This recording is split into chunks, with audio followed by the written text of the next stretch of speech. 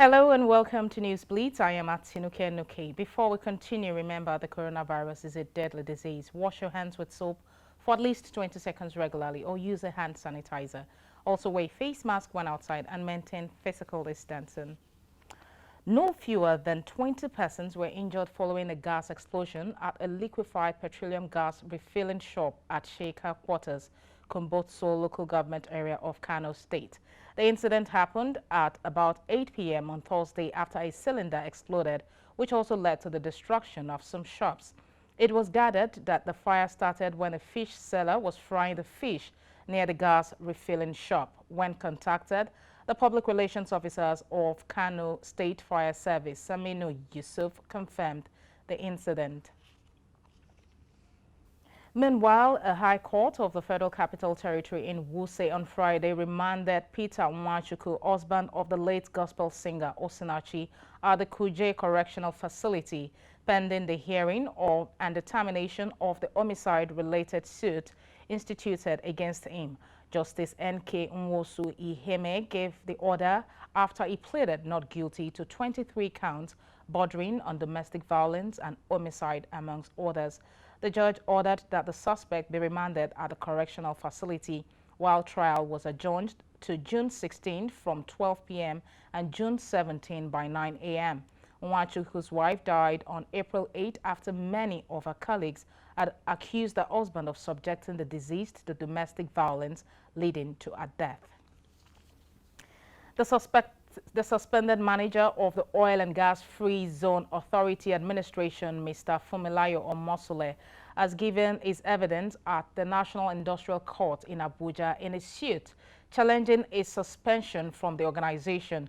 Omosule, who was cross-examined by the defense counsel Michael Ajara, gave his testimony from his base in the United States of America through virtual court sitting. During the cross-examination, the court presided by Justice Olufunke Anowe admitted as exhibit some documents tendered by the defense counsel, which include employment letter, letter of voluntary retirement, verification letter of the plaintiff. Shortly after the court sitting, both plaintiff and defense counsel expressed satisfaction over the manner the cross-examination was conducted. During the period of verification, did he submit the document? Yes, he said, and he gave detail, but this time, because he had lost those documents, he submitted certified copy and he provided evidence of submission. But the principal issue here is that the letter of suspension was addressed to not him, in the sense that the names that were used were not his names, but in spite of that, he did everything to ensure that he complied with the request of the free zone to submit those documents. That's what happened. Just before the court, we have just a weakness, but we will review our case. And then where need be, we can always bring further weaknesses. But for now, we are okay with just one. But we are going to review our case, and then if need be, we can bring any other weakness. A group under the aegis of Patriotic Youth Organization of Nigeria has dragged President Muhammadu Buhari and the Senate to court, challenging the appointment of Professor Sani Adam as a National Electoral Commissioner in the Independent National Electoral Commission. The suit lodged at the Federal High Court in Abuja. The group is asking the court to declare that the appointment of Professor Sani Adam as a National Electoral Commissioner is in clear violation of the provision of the Constitution of the Federal Republic of Nigeria, 1999, as amended, and as such, illegal, null, and void. Today, we have successfully filed a suit to challenge his nomination and indeed his confirmation as a National Commissioner, and also we are requesting the court to grant an order for the National Assembly, particularly the Senate and the President, to remove Professor Sani Mohammed Adam as a National Commissioner of INEC. The Constitution is very clear. In the third schedule, part 1, paragraph 14, 2A, it says any person that should be appointed as a National Commissioner of INEC should be a person of unquestionable integrity.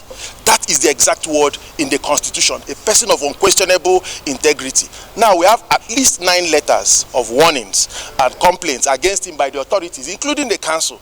We have his letter of suspension. We have a complaint by the Nigerian Bar Association of his conduct. So, if all these things are put together, the question we have asked the court to determine is whether Professor Sani Mohammed Adam is a person of unquestionable integrity who should be appointed to the commission, the Independent National Electoral Commission, to conduct the 2023 general election. So that is briefly to tell you why we are in court, and my clients, the Patriotic Youth Organization of Nigeria, have instructed that we follow this case to the latter and ensure that anything that is discovered that will compromise the integrity of the INEC and the integrity of the 2023 election, which as we speak is about the most important thing in the life of Nigerians today. In the meantime, the Independent National Electoral Commission has launched the regulations and guidelines for the conduct of general elections in the country. INEC Chairman Professor Mahmoud Yakubu announced this on Friday during a meeting of Interagency Consultative Committee on Election Security at the Commission's headquarters in Abuja. The electoral umpire has virtually concluded the planning processes for the 2023 polls 9 months ahead of the elections, with the release of the regulations and guidelines and earlier publications of the Strategic Plan 2022 to 2026 and Election Project Plan 2023. It revealed that a training manual would also be presented to Nigerians in the next couple of weeks, while INEC would focus on election administration going forward. One of the frontline presidential aspirants of the All Progressive Congress, Bola Tinubu, says it led political struggle that produced President Muhammadu Buhari in 2015. Tinubu also categorically said he nominated Professor Yemi Osinbajo as Buhari's running mate. He spoke at a presidential lodge in Abeokuta, the state capital, while addressing APC delegates ahead of the party's primaries.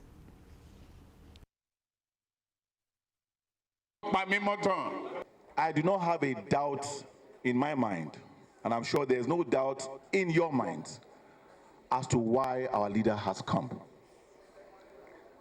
Our leader, our people have listened to you very well. I'm sure they've digested everything you've said. Rest assured that we will do the right thing. We shall do the right thing.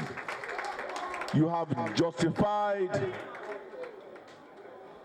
and stated clearly why power must come to not just the South, but the Southwest. Presidential aspirant of the Social Democratic Party, Adewale Adebayo, has called on the youth to stand up and get involved in political activities in order to rescue the country from what it described as a political governmental orphanage. Mr. Adebayo, who made the call at a forum in Abuja, stressed the need for Nigerian youths to take ownership and fight for themselves rather than throwing tantrums. Expressing worry over the developmental challenges facing Nigeria as a nation, he also called for alternative intervention to enhance Nigerians' economic growth and development. I must take control of the politics and put people like you and things who love the country, who are youthful, energetic. You must put them in a position of responsibility. And 2023 is an opportunity to do so. That's basically why what I'm preaching to the young people. Stop complaining to the government. Stop complaining to the politicians. Be the government and be the politician. That is the essence of what the youth can do now. Take control. Like an orphan. Come prematurely mature and come and take control of their own destiny. Okay. What we decided to do is to make the people of Nigeria our structure. So anybody who is running away from bandits, anyone who is hungry, homeless, jobless, is our structure. The structure is in the people. Anyone who wants a better life for their child is a structure. So there's no political party in Nigeria that contains 1%. Ahead of the Ekiti and Osun State governorship elections, the Police High Command has commenced the mobilization of men and materials towards each free polls. Especially, the Inspector General of Police said the force will continue to upgrade its operational facilities to meet up with the demand for peaceful conduct of the 2023 general elections. Our correspondent reports. Assembled here are the force headquarters and strategic police commanders drawn from all police formations across the country. The meeting, according to the police boss, was convened to review internal security challenge, evaluate the current political trends, the groundworks for the upcoming off-season gubernatorial elections in Ekiti and Osun states, and launch the police specialized service automation project as approved by the federal government. In parallel to our preparation for the 2023 general election, we are currently working on enhancing the capacity of officers of the force in election security management. Consequently, I have approved the conduct of election security management training. Minister of Police Affairs, who was at the force headquarters, used the opportunity to launch the Police Specialized Service Automation Project, POSAP. Have delivered accordingly. POSAP is not just a project of Nigerian police, but a mechanism put in place for realization of federal government policy on its strategic revenue growth initiative. It is also a strategic initiative for the reformation of the police for improved internal security through its integration with existing national identity data repositories and enhanced welfare of its officers and men. Tracker. POSAP, if implemented, is expected to bring standardization to police services, guarantee accountability in the process, and act as a source of complementary revenue for the force. A notorious bandit, Adamu Akure, has been arrested by troops of the armed forces in Doma local government area following a distress call from villagers around Bowa town. Major General Bernard Onyeko revealed this in a press briefing at the Defense Headquarters in Abuja. Defense correspondent Aundona Enger reports. Citizens have a critical role to play in the fight against criminal operations, such as the case of the people of Doma local government area in Nasarawa State. A distress call was received of a bandit terrorizing villagers at Bowa town in Doma local government area of Nasarawa State. After a hot pursuit by the troops, one Adamu Akure was captured at Ijiwo Junction. Items recovered from him include a locally made pistol, several cartridges. The criminal is presently undergoing interrogations. The north-central states have been volatile for some time now. Bandits have thrived in the area essentially because of the activities of gun runners. Also, a notorious gun runner, Mr. Maurice Ayitu, was arrested after a raid at his residence in Abirisi town in Guma local government area. Also arrested his wife and accomplice, one Mr. Julius Aseni. Now a look at Troops of Operation Delta Safe have made the operations of economic saboteurs difficult.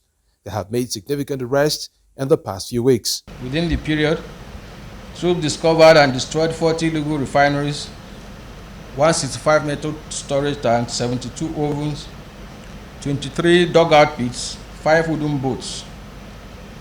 Also, they recovered 107,000 liters of stolen crude oil, 456,450 liters of automotive gas oil, and 6,250 liters of premium motor spirit. Major General Bernard Onyeko has called on members of the public to provide relevant information where necessary to help in tackling the activities of terrorists, bandits, and other criminal elements.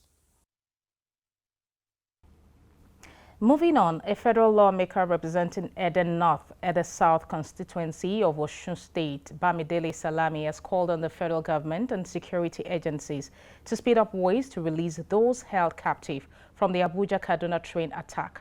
He made a call when he paid a courtesy visit to the families of the kidnapped victims in Abuja. Here are more details.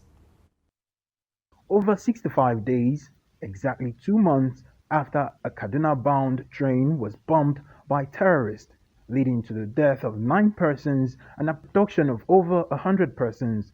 Few were released, but 62 persons, including a year-old baby, is still held captive. To this backdrop, this federal lawmaker, who is representing Eden North constituency in Osun State, is calling on the Buhari-led government to act urgently and rescue the victims unhurt.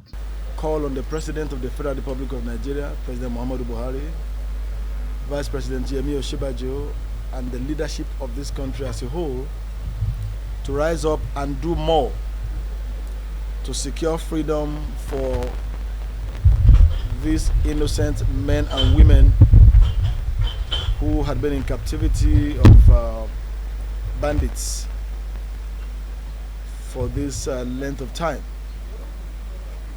Like I did say yesterday, the work was actually triggered by the video of these of some of these abductees that I watched a day before yesterday. Some of the families of the victims, who showed their displeasure with the way the federal government was handling the case, enjoined the government to do more in terms of intervention and negotiation. And if the government feels they can actually open doors of discussion for us to talk to the bandits, well, we look forward to that.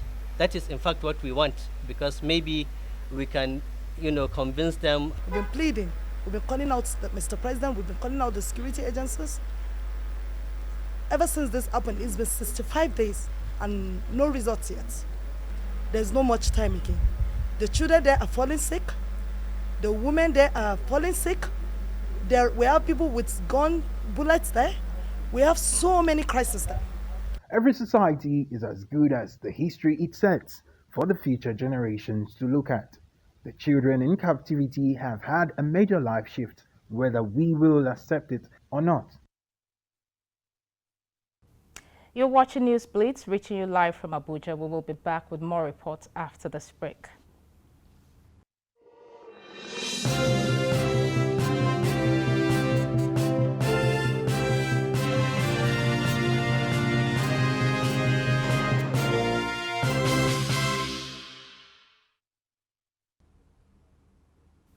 Welcome back. Minister of the Federal Capital Territory, Mohammed Bello, has said all agencies of government under the Federal Capital Territory Administration have been empowered to prevent all illegal construction and settlement in order for the master plan of the nation's capital to be maintained.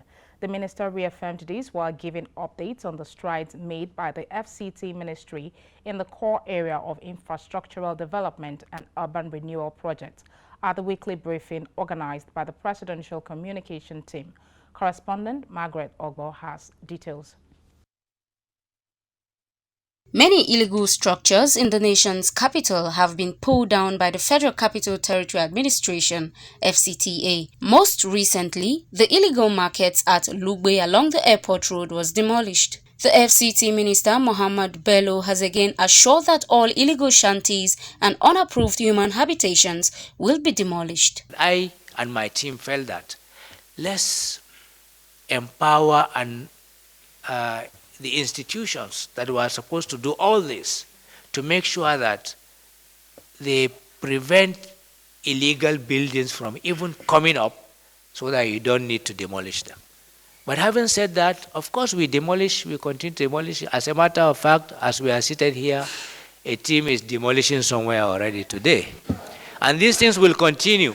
Speaking on security challenges in the FCT, the minister said strategies are being put in place to ensure the security threats in and around the FCT are kept at bay. So going forward, already the FCT administration, since this matter come, I will tell you, allocated land to the Nigerian Correctional Services in Karshi, where I think it's quite a huge expanse of land, and I think that now in the process, they've almost completed, I believe, or in the process of constructing a medium security correctional center there.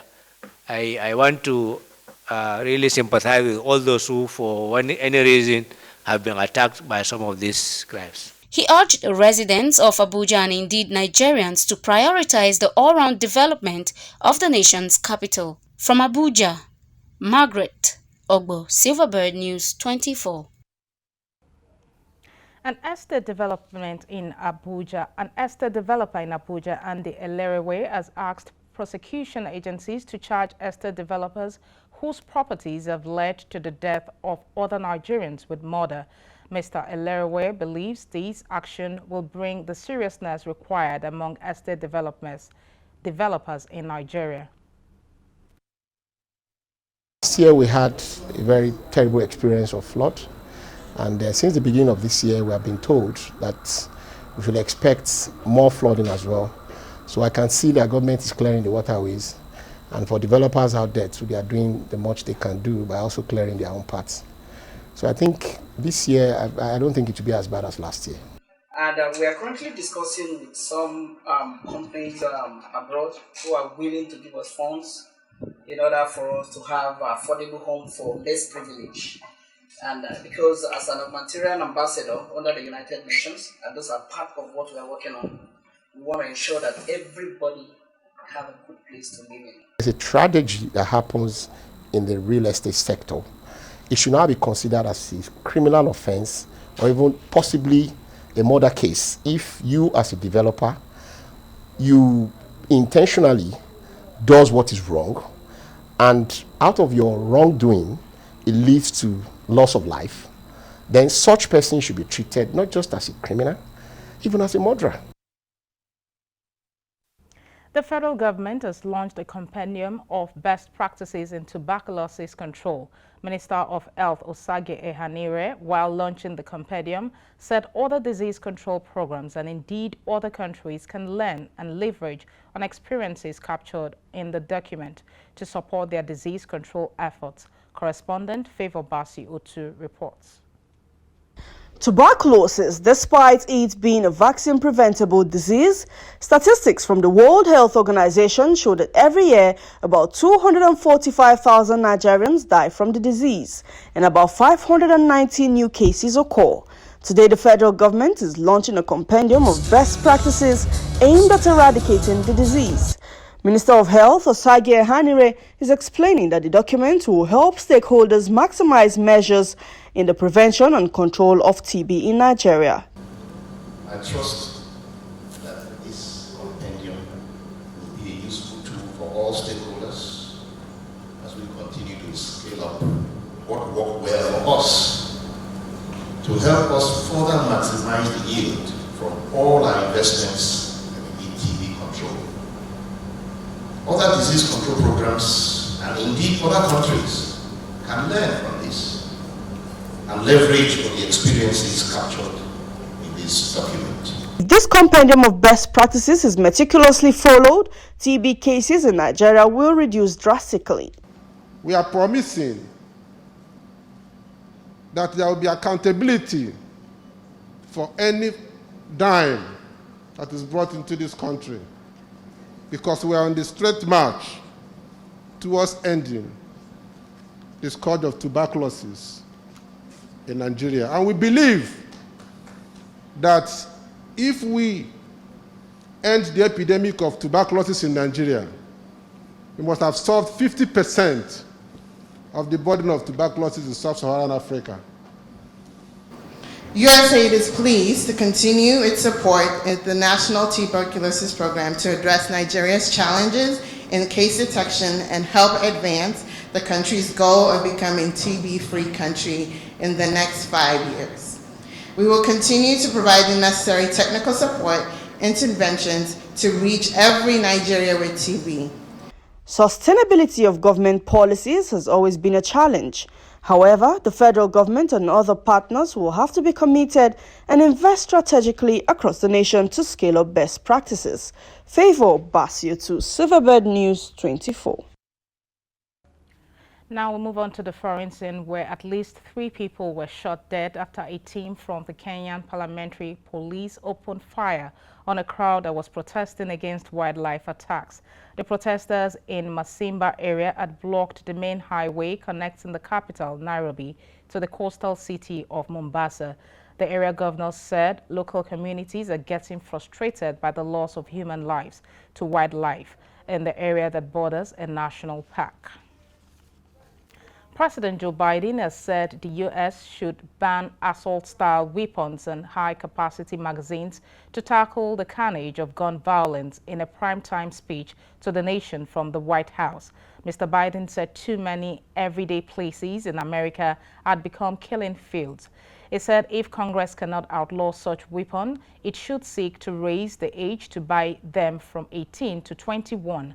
Mr. Biden spoke after a stirring of mass shooting in the country.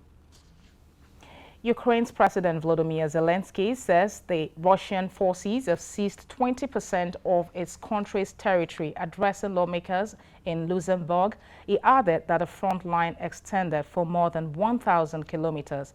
He said all combat-ready Russian military formations are involved in the aggression. Russian forces have been intensifying attacks on the city of Severodonetsk in the eastern Donbas region. UK defense officials say Russia has seized most of the city and are making steady local gains, enabled by heavy concentration of artillery. And in sports, Super Eagles head coach Jose Peseiro has praised his players for an improved performance despite losing to Ecuador in their second friendly game in the United States on Friday morning. Ecuador ran out 1-0 winners thanks to the third-minute goal by Villarreal left back Pervis Etupian.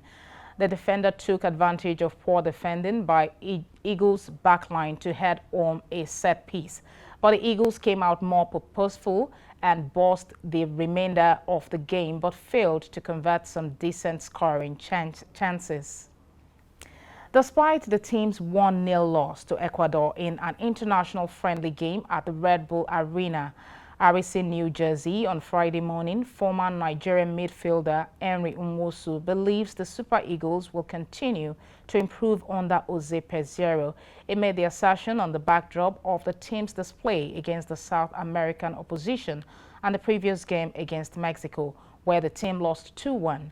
The three-time Africa Cup of Nations champion went behind as early as the third minute when Pervis Etupian nodded home Enner Valencia's from a free kick to even Ecuador the lead. Nwosu stated that the Peseiro has done well by featuring players in the Nigeria Professional Football League in the two matches. And that's Newsblitz for today. Remember, the coronavirus is a deadly disease. Please wash your hands with soap for at least 20 seconds regularly or use a hand sanitizer. Also wear a face mask when